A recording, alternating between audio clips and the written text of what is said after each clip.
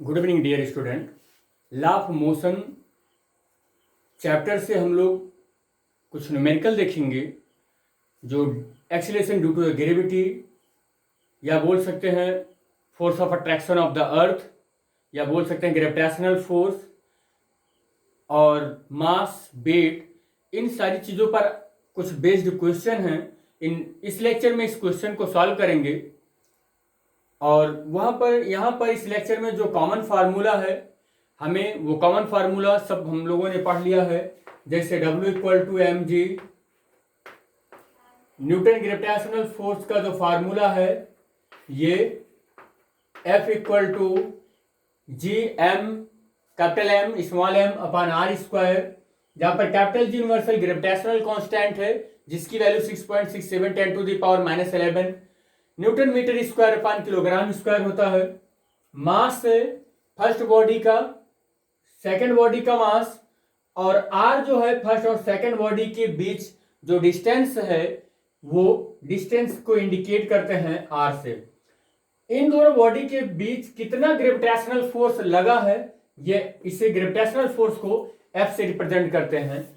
और W=mg, m is the weight of the body और m जिस बॉडी का वेट है, g ग्रेविटेशनल एक्सीलरेशन है जिसकी वैल्यू 9.8, जिसकी average value on the surface of earth 9.8 metre per second square है। तो ये दो फार्मूले हैं जिसके बेसिस पर हम कुछ न्यूमेरिकल सॉल्व करेंगे। तो आइए हम न्यूमेरिकल सॉल्व करते हैं। फर्स्ट न्यूमेरिकल है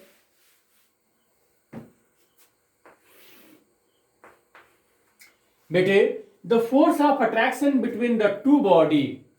सपोज कर लेते हैं हमारे पास जो दो बॉडी है, एक फर्स्ट बॉडी है m1 या कह सकते हैं m, और एक सेकंड बॉडी है m, ये सेकंड बॉडी है। At the centre of the separation is 10 Newton. तो ये m1 और m2 बेटे कुछ सेपरेशन पर है, सपोज कर लेते हैं r पर, और इनके बीच जो फोर्स लग रहा है वो 10 न्यूटन का है। जो फोर्स लग रहा है F= वो 10 न्यूटन का है।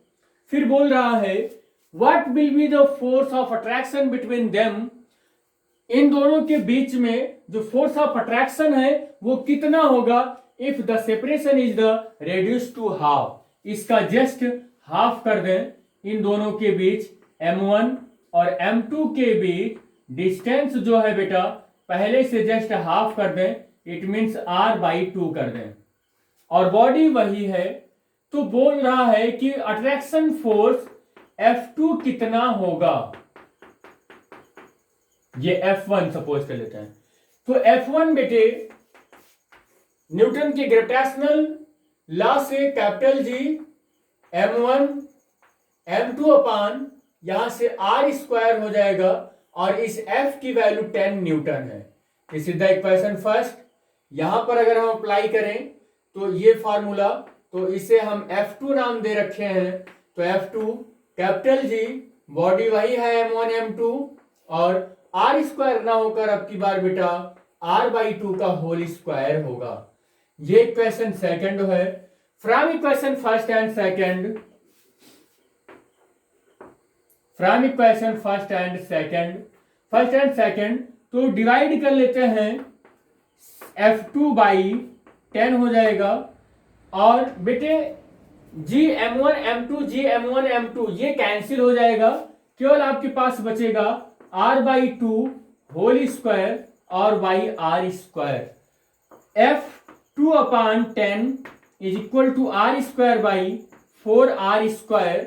r² कैंसिल हुआ, और F2 is equal to 10/4। F2 equal two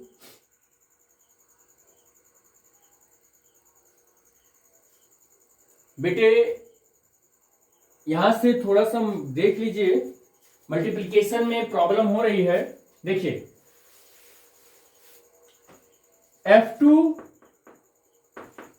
is equal to 1/r/2 whole square. ये बेटे ये कैंसिल हो गया, दोनों को अगर डिवाइड किए तो, और 1/r/2 का होल स्क्वायर और अपॉन r² और by 10। F2/10 is equal to, यहां से क्या होगा बेटे, ये जो R/2 है, यहां पर ये 2 ऊपर चला जाएगा तो 4/R² और होल अपान R² होगा। यहां से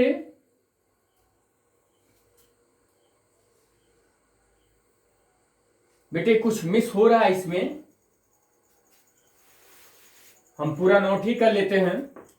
F2 equal to capital G M1 M2 upon R² और बाई, या कह सकते हैं R/2 होल स्क्वायर और by 10 whole upon capital G M1 M2 upon R²। जो मल्टीप्लाई हो रहा है कर लेते हैं, मल्टीप्लाई कराओ यहां से। तो बेटे ये पूरा टर्म इससे कैंसिल हो गया, और ये यहां पर इसे हम ऐसे लिख सकते हैं 4/R² 4/R² अपान 1/R²। R² से ये R² कैंसिल हो गया और बच रहा है 4।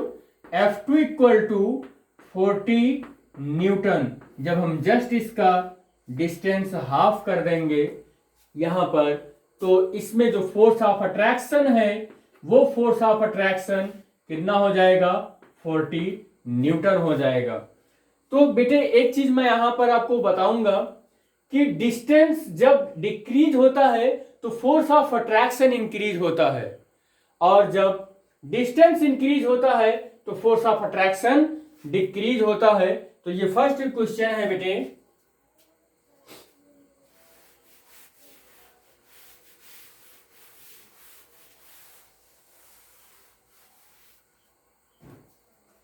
सेकंड क्वेश्चन इसी का, right the approximate wait of the body of mass 5 kilogram.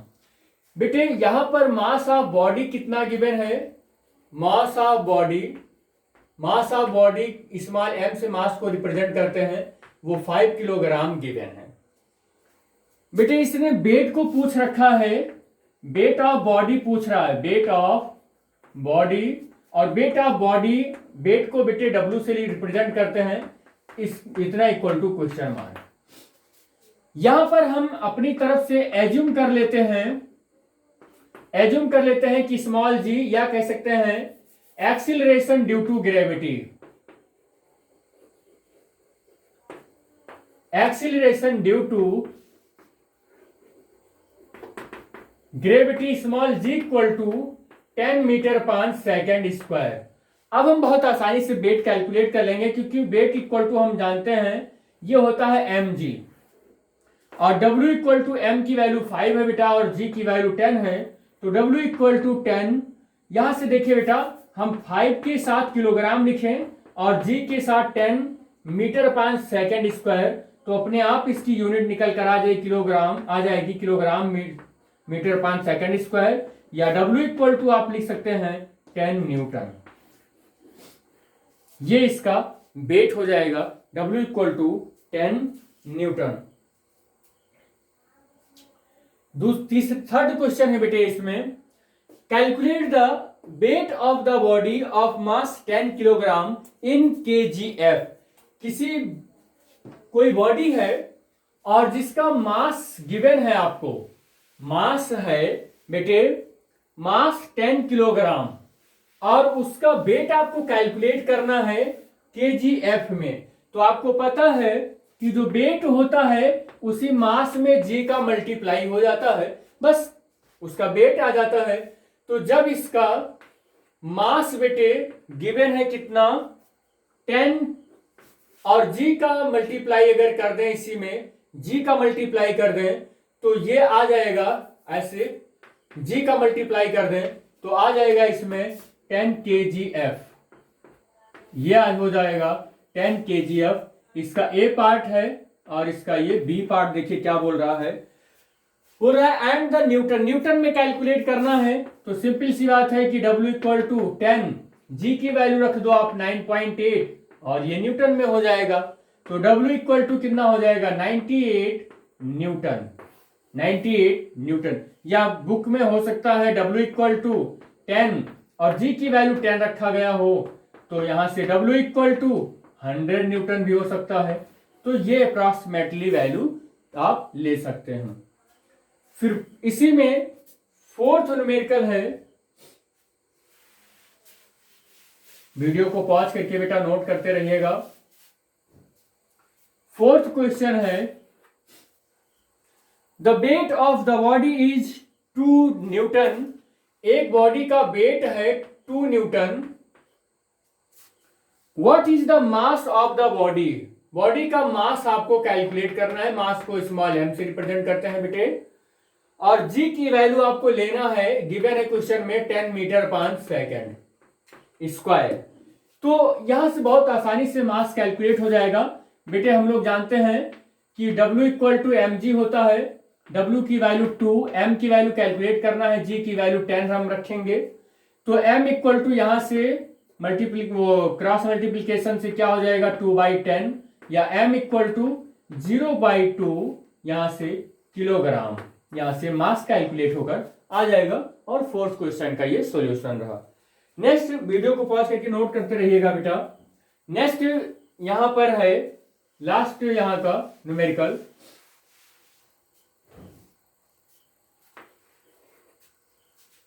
a ball is released from the height and it reaches the ground in 3 second.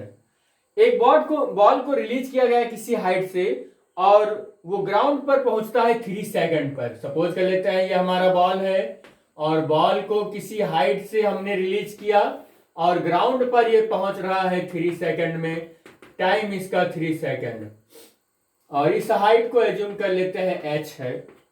बोल रहा है 3 second and it is the reaches the ground in the 3 second if the g equal to 9.8 metre square. और g की value बोल रहा है कि 9.8 metre per second square आप एज्यूम की लिख लीजिए।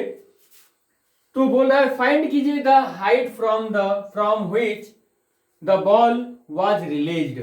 जहां से रिलीज किया गया, जहां से छोड़ा गया, उसकी हाइट बोलिए कितना है बेटे। अगर यहां पर इसने free fall under the gravity या फ्री फॉलिंग किया है तो u की वैल्यू 0 हो जाएगी। और u की वैल्यू 0 होगी तो एक फार्मूला हमें मालूम है, वो फार्मूला है s equal to ut plus half gt square. ये ग्रेविटेशनल इक्वेशन ऑफ मोशन है बेटे। ग्रेविटेशनल इक्वेशन ऑफ मोशन में एक ही जगह पर आपको g लेना होता है और यही हाइट हमें कैलकुलेट करना है। और इस s की वैल्यू है h और u इनिशियल वेलोसिटी इसने 0 कर रखा है, फ्री फॉल किया है। और t की वैल्यू 3 प्लस हाफ और g की वैल्यू बेटे हमें 9.8 और t की वैल्यू 3 स्क्वायर। और यहां से h इक्वल टू 2 से ये कैंसिल होगा, 4.9 इंटू 3 3 जा 9। h इक्वल टू यहां से हो जाएगा 9 9 जा 81, कैरी 8 और 9 4 जा 36 और 8 44। तो ये इतना मीटर आ जाएगा इसकी हाइट जहां से बॉल को रिलीज किया गया है। इसी का सेकंड टर्म है बेटे, सेकंड टर्म है, ये इसका फर्स्ट टर्म था। The velocity with which the ball will strike the ground. पूछ रहा है कि ये बॉल जब यहां पर पहुंचा तो कौन से वेलोसिटी से ग्राउंड पर स्ट्राइक किया होगा। ये लास्ट वाली वेलोसिटी आप कैलकुलेट करके दिखाइए। तो हम इतना जानते हैं बेटे कि यहां पर इनिशियल वेलोसिटी हमारी 0 है और फाइनल वेलोसिटी हमें कैलकुलेट करने हैं। तो फाइनल वेलोसिटी कैलकुलेट करने के लिए सेकंड टर्म, तो हमें ग्रेविटेशनल इक्वेशन का थर्ड मालूम है, v square equal to u square plus 2gs। यहां पर v हमें कैलकुलेट करने हैं बेटे। इनिशियल वेलोसिटी 0 है, यहां पर बॉल फ्री फॉलिंग की गई है और प्लस 2 g की वैल्यू हमें 9.8 लेना है और s ये सॉरी 2g, ठीक है 2gs। और s की वैल्यू अभी हमने कैलकुलेट किया था 44.1।